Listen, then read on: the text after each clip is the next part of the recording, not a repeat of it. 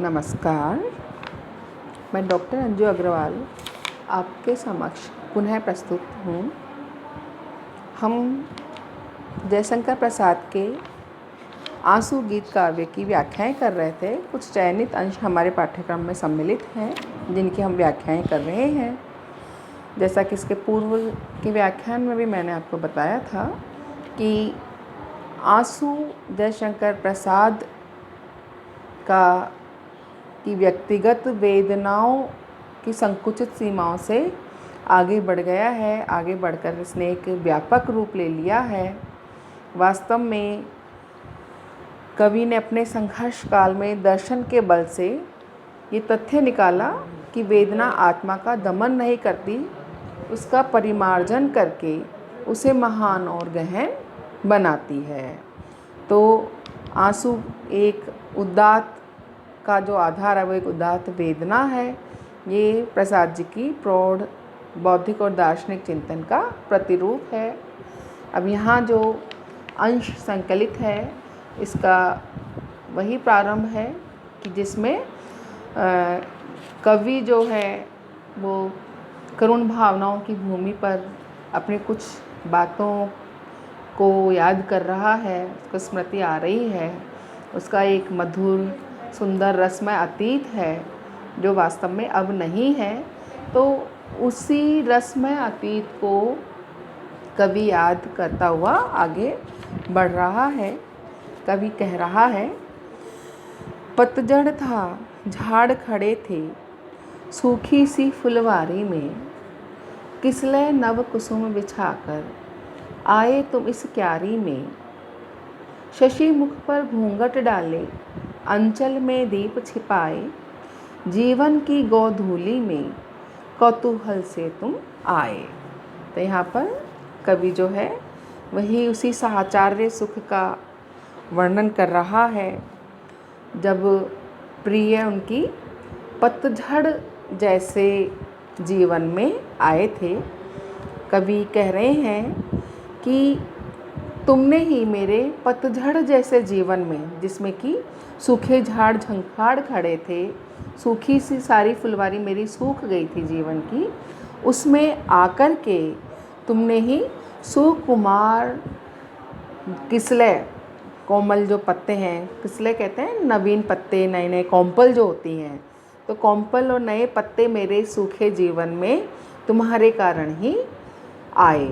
किसले नव कुसुम बिछाकर आए तुम इस क्यारी में, कि मेरे जीवन रूपी क्यारी में तुम ही नवीन पुष्पों की कॉम्पल लेकर के, खुशबू लेकर के, नए नए कुसुम बिछाते हुए तुम मेरे इस जीवन की क्यारी में आए। तुम ही मेरे जीवन में सरसता लाए, उल्लास लाए, प्रसन्नता लाए।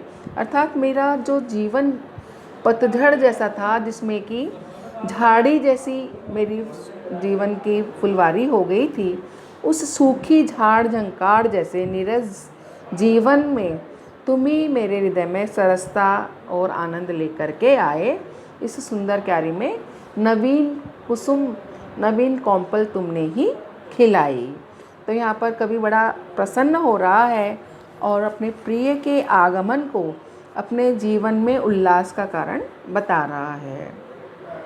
शशि मुख पर घूंघट डाले, अंचल में दीप जलाए, जीवन की गोधूली में कौतूहल से तुम आए। वही आगे बढ़ रहे हैं कि कैसे तुम अपने शशि मुख पर, अपने चंद्रमा जैसे मुख पर, अपने चंद्रमा जैसे मुख पर घूंघट डाल करके, आंचल डाल करके, अंचल में दीप छिपाए, और आंचल में दीप छुपा करके, जैसे संध्या काल को कोई स्त्री जाती है, वह आंचल में अगर दीप छुपाती है तो जो आलोक विकीर्ण होता है उसमें झीना झीना, उस आलोक के विकीर्ण होने की यहाँ पर बात कर रहे हैं कवि कि कैसे आप शशि मुख पर, अपने चंद्रमुखी मुख पर दीपक छुपाए हुए जीवन की गोधूली में, अर्थात जीवन के संध्या काल में, जब मेरा जीवन सूखा झाड़ झंकार जैसा हो गया था, उस समय कौतूहल के समान तुमने मेरे जीवन में प्रवेश किया। तो कवि यहाँ पर नायिका के आने से अपने जीवन में जो सुख आया है, निराशा में जो आशा का संचार हुआ है, जो आनंद का संचार हुआ है, उसके कारण उस आनंद संचार को तुम जयशंकर कवि ने इसमें बताया है। तो यहाँ पर अपने प्रेमिका को उन्होंने अपने सुंदर मानवीकरण प्रकृति को देते हुए उसको कौतूहल सा बताया है कि कैसे मेरे जीवन की गोधूली में, जबकि मैं निराश हो गया था चारों ओर से, तुम कौतूहल से एक आश्चर्य के समान, जिसकी कि मैंने कल्पना नहीं की थी, उस प्रकार से तुम मेरे जीवन में पधारे या मेरे जीवन में आए। घन में सुंदर बिजली सी, बिजली में चपल चमक सी, आँखों में काली पुतली, पुतली में शाम झलक सी। ये कह रहे हैं कि जैसे घन में सुंदर बिजली चमकती है, बादलों में सुंदर बिजली चमकती है और उससे बादलों का अलग ही रूप निखर आता है।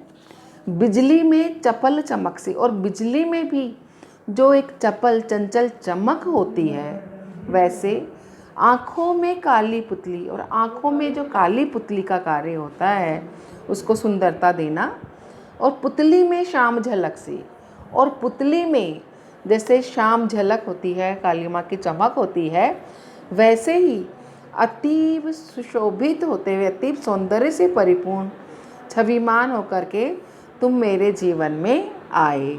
कि जैसे काले घने बादलों में बिजली चमकती है, बिजली में सुंदर चपल चमक होती है, आँखों की काली पुतली में जैसे शामता की झलक होती है, वैसे ही हे मेरे प्रिय, मेरे चेतनाहीन जीवन में तुम्हारा ये सौंदर्य बोलता हुआ सा चंचलता लेकर के आया, सरसता और सौंदर्य लेकर के आया। जैसा कि अपन देखते ही हैं कि जयशंकर प्रसाद सौंदर्य के कवि हैं, या कह सकते हैं कि वेदना के साथ साथ सौंदर्य जयशंकर प्रसाद का मुख्य या प्रधान गुण है। तो यहाँ पर बहुत ही सुंदर कविता, उपमाएं यहाँ पर हमारे समक्ष, उपमाओं का पूरा इन्होंने मेघमाला सी खड़ी हमारे समक्ष कर दी है प्रसाद जी ने। प्रतिमा में सजीवता सी, बस गई सू छवि आँखों में, थी एक लकीर हृदय में, जो अलग रही लाखों में। तो कवि कह रहे हैं कि जैसे प्रतिमा में सजीवता आ जाती है, कि मैं तो निर्जीव प्रतिमा के जैसे निराश हो गया था, जिसमें कुछ जीवन नहीं था, सजीवता नहीं थी, ऐसे निराश और बिल्कुल निर्जीव जैसा जीवन जी रहा था, उसमें आकर के तुम एक सजीव स्फूर्ति लाने वाली तुम बनी, कि तुमने मुझे जैसी प्रतिमा में सजीवता का या चेतना का संचार किया। बस गई सू छवि आँखों में, कि तुम्हारी सुंदर छवि मेरी आँखों में बस गई। थी एक लकीर हृदय में, जो अलग रही लाखों में, कि मेरे हृदय में एक लकीर खिंच गई तुम्हारे सौंदर्य की, जो वास्तव में सबसे अलग थी, सबसे भिन्न थी। ऐसी सुंदर लकीर मेरे आँखों पर, मेरे हृदय में तुमने खींची, जो कि संसार में अन्यत्र कोई भी नहीं खींच सकता। कहने का आशय ये है कि तुम्हारा सुंदर रूप पत्थर जैसे मेरे इस जीवन में आकर के एक लकीर के समान मेरी आँखों में आकर के बस गया, मेरे जीवन में इसने एक लकीर के समान खींच दी। तो प्रियतम का जो सौंदर्य था वो सबसे अलग था, लाखों में था, सबसे अलग था, सबसे भिन्न था। तो यहाँ पर प्रसाद का प्रेमी स्वरूप सामने आया है, जिसमें उन्हें अपनी प्रेमिका सबसे अलग और सबसे भिन्न लगती है। क्या हम देखते हैं कि प्रसाद अपनी नायिका का सौंदर्य चित्रण कर रहे हैं, लेकिन कहीं भी इसमें हम इंद्रियता या अश्लीलता जो है वो हमें दिखाई नहीं देती। हमें कहीं झिझक नहीं हो रही है कि हम इसको कैसे पढ़ें। जो इंद्रियता, जो वासना हमें रीतिकाल में दिखाई देती है, वैसी इंद्रियता या वैसी वासना प्रसाद के नक्श वर्णन में भी हमें कहीं भी दिखाई नहीं देती है। माना कि रूप सीमा है सुंदर तब चिर यौवन में, पर समा गए थे मेरे मन के निस्सीम गगन में। लावण्य शैल राई सा जिस पर वारी बलिहारी, उस कमनीयता कला की सुषमा थी प्यारी प्यारी। बोल रहे हैं कि माना कि रूप की सीमा जो है सौंदर्य है, बिल्कुल जो चिर यौवन होता है उस चिर यौवन का सौंदर्य ही रूप की सीमा है।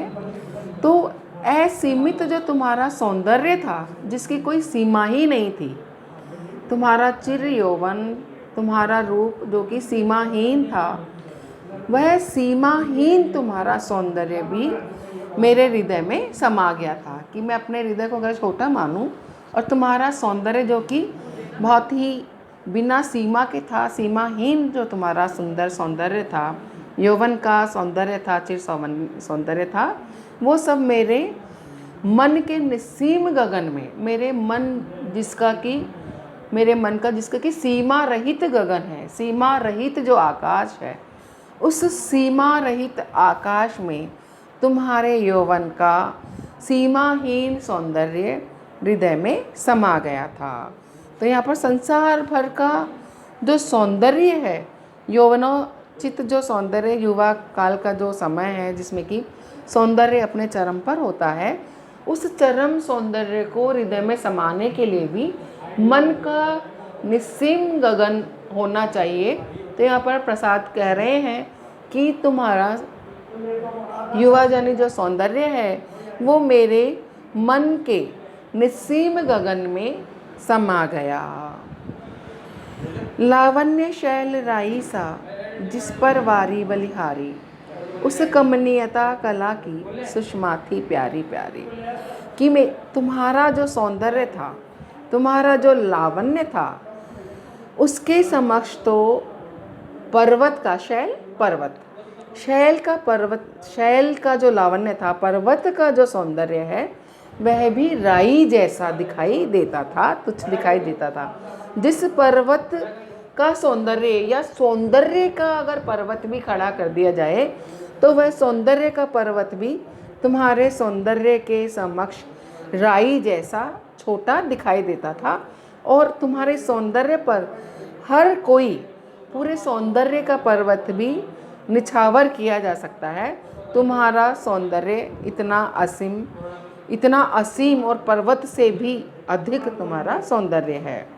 उस कमनीयता कला की सुषमा थी प्यारी प्यारी।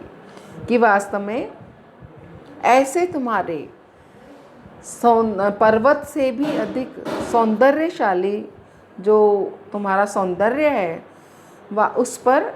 उस कमनीयता की कला पर, उस पर तुम्हारी सुषमा और भी अधिक प्यारी थी। अर्थात ये सौंदर्य पराकाष्ठा में और अधिक पराकाष्ठा लिए हुए शाश्वत और अपरिमित था। इसके आगे किसी भी प्रकार का कोई भी सौंदर्य नहीं टिक सकता था। और इसमें कमनीयता, तुम्हारी जो कोमलता है, वह और भी अधिक सुंदर दिखाई देती थी।